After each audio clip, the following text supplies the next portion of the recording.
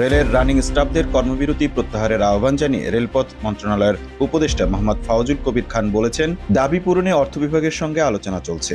মঙ্গলবার 28 জানুয়ারি সকালে রাজধানীর কমলাপুর রেল স্টেশনে সাংবাদিকদের তিনি কথা জানান।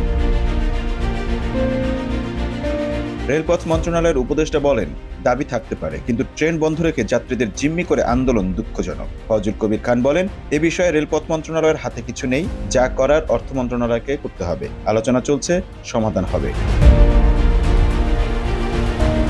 পূর্ব ঘোষণা অনুযায়ী সোমবার 27 জানুয়ারি 12টার পর থেকে সারা দেশে কর্মবিরতি পালন করছেন রেলওয়ের রানিং স্টাফরা। আর এতে বন্ধ রয়েছে সারা দেশের ট্রেন চলাচল। মঙ্গলবার সকালে গিয়ে দেখা গেছে ব্যস্ত টিকিট কাউন্টারগুলোতে নীরবতা।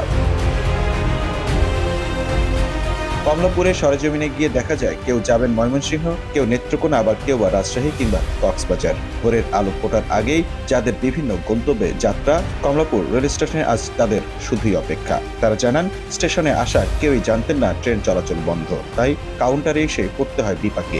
শীতের মধ্যে পরিবার নিয়ে আসা যাত্রীদের ভোগান্তি পৌঁছেছে চরমে। Mamun Mahfuz, time news desk.